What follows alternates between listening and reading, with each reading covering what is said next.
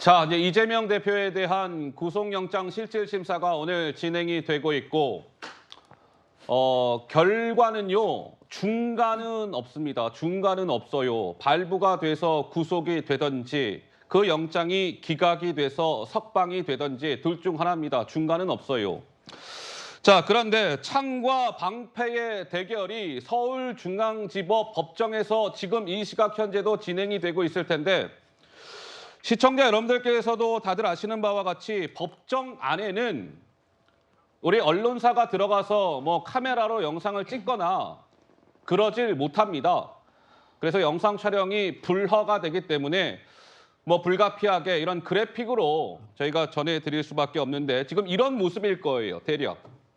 저 위에 가운데 유창훈 부장판사가 자리하고 있고, 검찰 측 한번 봐주시죠.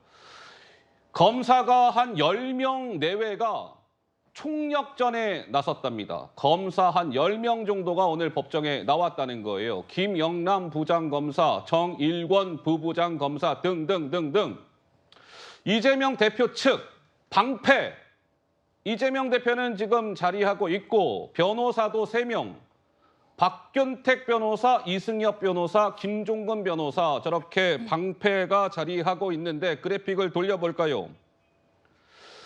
검찰은 검사 10명 정도를 투입을 했고 1,600쪽의 의견서를 이미 재판부에 제출을 했답니다. 그리고 4시간 분량의 PPT 자료도 준비를 했대요. 그 PPT 띄워놓고, 자, 이재명 대표는 이러이러하니 구속이 필요합니다, 판사님. 이렇게 주장을 하겠죠. 이재명 대표 측, 박균택 변호사는 최근에 언론에 많이 등장했던 변호사죠. 고검장 출신, 검사 출신이고, 김종근, 이승엽 변호사는 판사 출신 변호사가 보강 투입이 된 겁니다. 왜? 오늘은 법원에서 영장실질심사를 받는 것이고, 그 판단은 판사가 하는 것이기 때문이겠죠. 어떻습니까? 장윤미 변호사님, 오늘 창과 방패의 대결, 혈투 예상이라는 그래픽 제목도 등장해 있습니다. 어떻게 예상하십니까? 당연히 그럴 수밖에 없을 겁니다. 일단 사실관계의 전반적인 부분, 이를테면 북한에 800만 달러가 갔다라는 부분, 그리고 민간 개발 방식으로 이 백현동이 개발됐다는 이런 큰 틀의 사실관계가 부딪히는 사건이 아닙니다.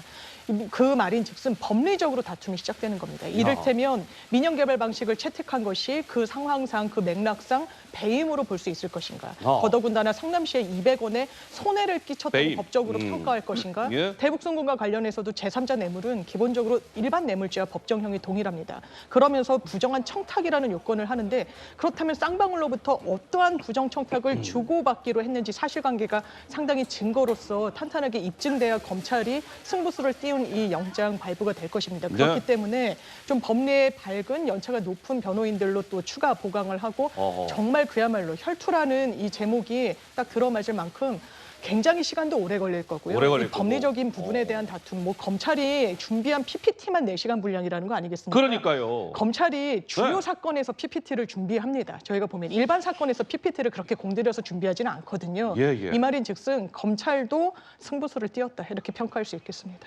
영장실질심사에 한 10명 정도의 검사가 투입되는 것은 당연히 늘상 있는 일은 아니겠죠. 굉장히 이례적인 일일 테고, 검찰은 그만큼 이번 이재명 대표의 구속영장 실질심사에 승부수를 던졌다, 뭐 이렇게 봐야 되겠습니다. 10명 정도의 검사가 투입됐다고 하니까요. 어떻습니까? 우리 정미경 의원님도 검사를 지내셨는데.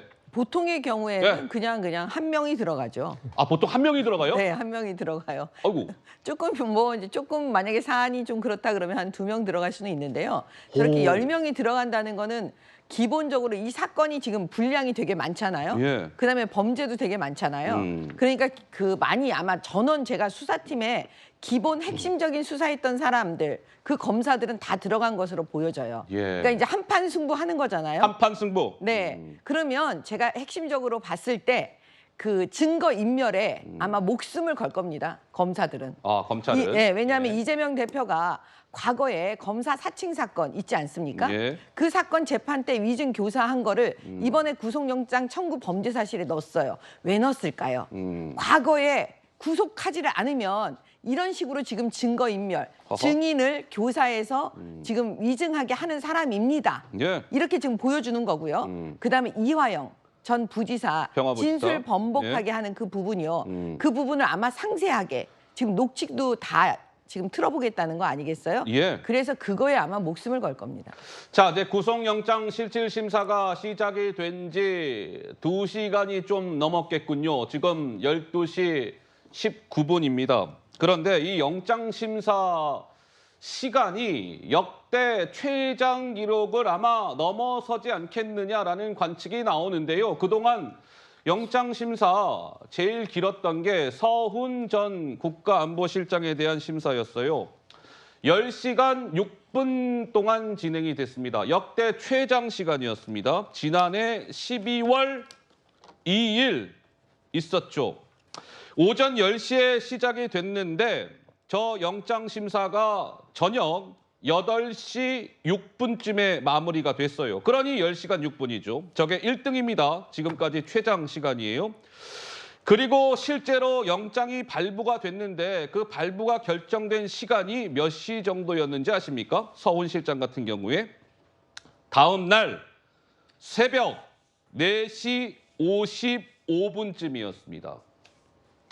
그러니 이재명 대표에 대한 구속영장 이 심사 시간이 서훈 실장의 저 10시간 6분을 뛰어넘지 않겠느냐. 그러면 판사가 유창훈 판사가 또 숙고의 시간에 들어가죠. 야, 이거 어떻게 해야 될까? 발부해야 되나? 기각해야 되나?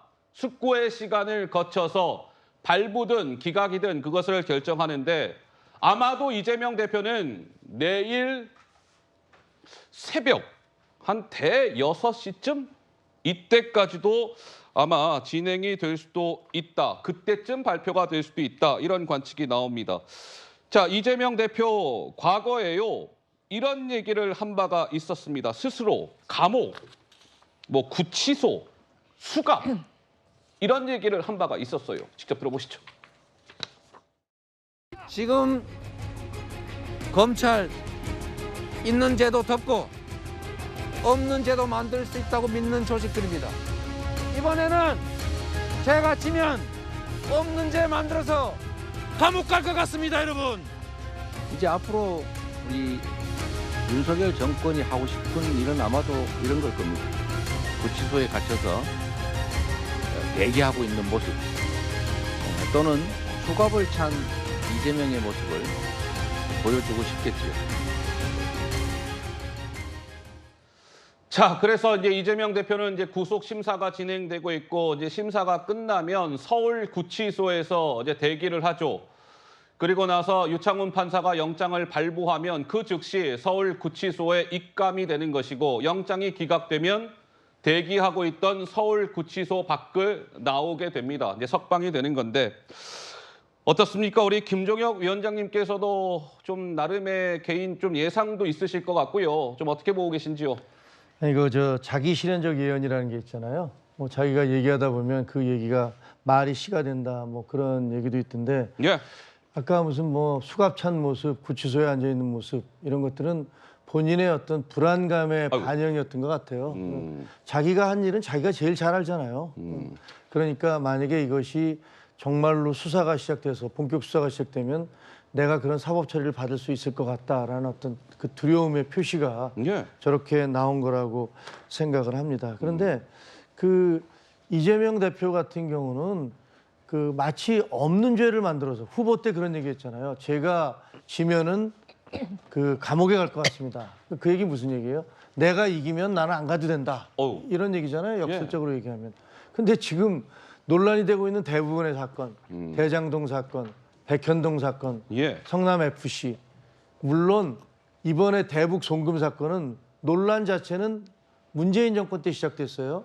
하지만 언론 보도가 계속 나오는데 쌍방울에 김성태 씨가 해외 도주에 있었기 때문에 들어온 다음에 수사를 하다가 그런 그 대납 그 의혹에서부터 대북 송금 의혹까지 넘어간 건데 두 가지 말씀드리면 하나는 수사 자체가 전부 다 문재인 정부에서 시작된 건데 그것을 마치 무슨 정권이 바뀌면 자기가 이기면 처벌 안 받고 자기가 지면 감옥을 갈 것 같다라는 그렇게 말씀을 하신 것에는 어떤 죄라는 것들과 상관없이 권력만 잡으면 모든 게 덮어지거나 혹은 없는 죄도 만들어질 수 있다라는 그런 식의 사고방식을 하는 게 아닌가 싶고요. 예. 두 번째, 민주당에서 계속 얘기하는 아니 쌍방울 같은 경우는 왜 그 대납, 변호사비 대납 수사를 시작했는데 왜 나중에는 대북 송금으로 이어지느냐, 예. 별건 수사 아니냐 이런 식으로 얘기를 하시는데 예를 들면 실업봉사범이나 마약사범 수사하다가 그 사람이 살인이나 강도를 저지른 사실을 확인을 하면